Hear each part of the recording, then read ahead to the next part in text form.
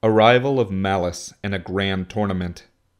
Dacheldor was unsure of what to think of Darkfire when he heard about him. While most people assumed the Skelos was an evil force that needed to be stopped, Dacheldor was hesitant to pass judgment so quickly. He planned to get close to Darkfire so he could learn the truth about him and judge for himself.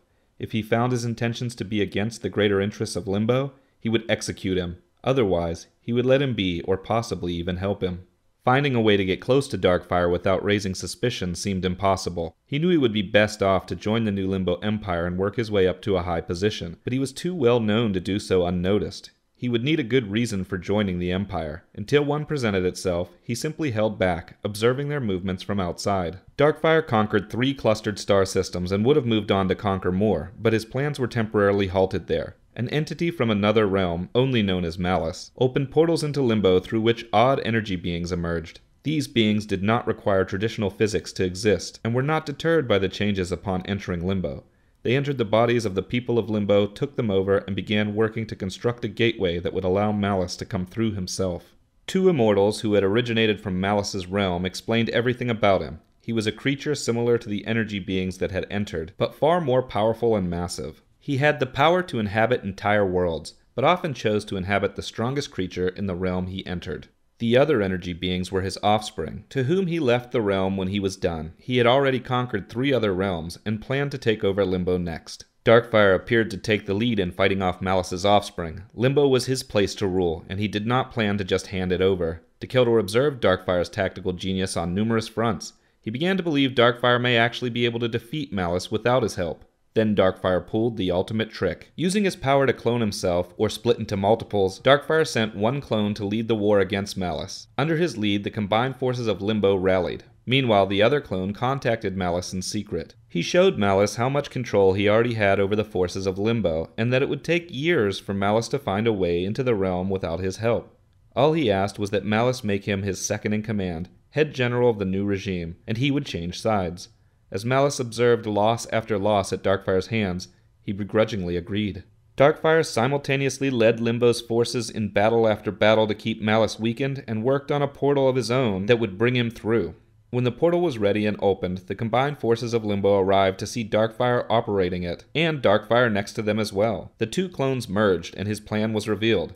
Malice poured through the portal and entered the body of an astral dragon, an indestructible space-dwelling dragon that was over 10 billion years old, and announced Darkfire as his head general. Darkfire's forces, along with Malice's offspring, overran Limbo's forces, pushing them back from system to system. Soon the 2 had taken over 50 star systems in far less time than Darkfire could have done himself. Nearly all of the original Reapers were killed during the early part of the warring. Darkfire replaced them with normal people from Limbo, who he trained with pulse rifles, tech-heavy spacesuits, and energy weapons. With access to Malice's knowledge from other realms, Darkfire developed a serum that halted the aging of his soldiers, made them immune to disease, and caused them to heal at an alarming rate. They were not immortal, but close to it. When they died, he even developed technologies to bring them back from the dead based on the Reaper's original lessons. As long as he could retrieve their bodies, they could be revived. He chose not to bring back the original Reapers. They were not as loyal as his new soldiers, and he needed precision for the next part of his plan. Convincing Malice to let him recruit from the strongest among Limbo, Darkfire left the combat to Malice and set up a grand tournament. He called it a tournament for the strongest beings in the cosmos, to find the strongest 13. The prize for being one of the 13 winners was the title of general in the new Limbo Empire.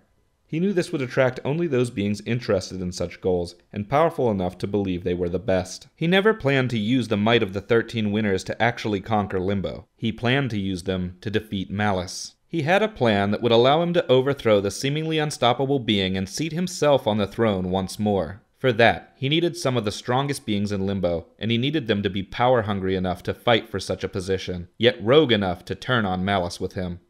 Dacheldor enrolled in the tournament, finally seeing his way into the new Limbo Empire. When he arrived, Darkfire was astounded.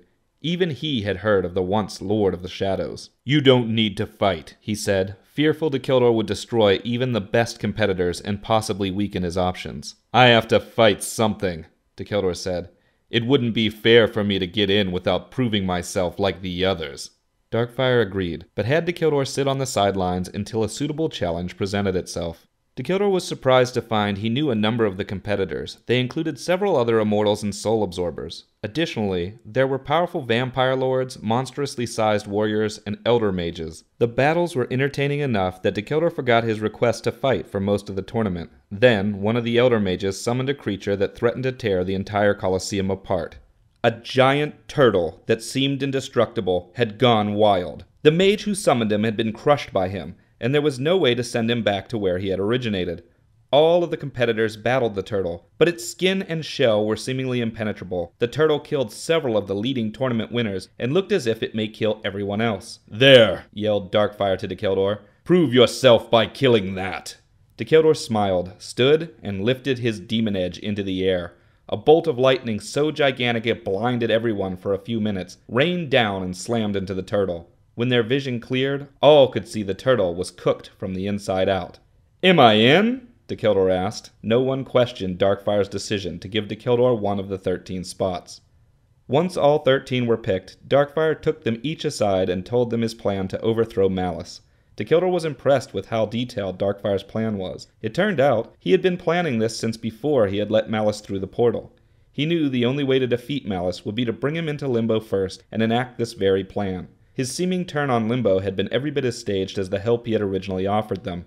The 13 were given titles as generals, but knew they secretly served Darkfire and not Malice. For a time, they operated under Darkfire, as if they were also in service to Malice, leading armies into new star systems to take over. Dacheldor found he enjoyed doing this. It had been a long time since he had let loose so carelessly. He also found himself in frequent talks with Darkfire, working to gain his trust in much the same way Darkfire had gained Malice's. Darkfire again split himself into 2 clones, one that kept hidden and worked directly with the 13 generals, and another that worked with Malice. He revealed to Malice the existence of a star-sized phoenix living near the center of Limbo. Its ability to revive itself after death was unlike any other. Darkfire claimed, with his knowledge of the serum, he could gather the secrets of immortality from the bird if only Malice inhabited it for a time. Malice agreed, and the two traveled to the center of Limbo to begin the research. Once Malice was firmly inside the body of the Phoenix, the other Darkfire and 13 generals arrived. They battled Malice in the body of the Phoenix and handily defeated him. Though he could have waited to revive in the Phoenix's body, he instead chose to return to the body of the astral dragon he originally inhabited, jumping out of the Phoenix's body just before death. Unknown to him, the other Darkfire had poisoned the astral dragon the instant he had jumped out of it. He entered to find himself ill and weak. The Darkfire clones reformed into one, and he plunged his sword staff through the astral dragon's now weakened scales, piercing its heart. Malice, trapped in the decaying body and unable to switch forms again so rapidly, died along with the beast. Darkfire named Dacheldor the head general of the new Limbo Empire and named himself master of the empire. The other 12 generals became the only generals under them, and they commanded the armies of serum-infused soldiers who were loyal to Darkfire. Everyone else who had been part of Malice's armies was labeled an enemy. Darkfire and the generals turned their attention inward, fighting through the systems they already owned to obliterate all of Malice's offspring and those loyal to them. When this was done, Darkfire rewarded the 13 with riches and offered each of them a choice: immunity from his conquest on a world of their own to live out their days, or continue to be one of his generals and share in command of the entirety of Limbo one day. Every one of them decided to stay. As best Dacheldor could tell, he was the only one who questioned Darkfire, but no one suspected his potential to overthrow the new master. The new Limbo Empire spent a few years recruiting and growing their strength within their 50 systems before starting their conquest again. But now they moved without the outside threat of Malice's realms. Though his offspring still existed in 3 other realms, Darkfire was confident that the might of his new forces was more than enough to obliterate them should they ever try to invade again.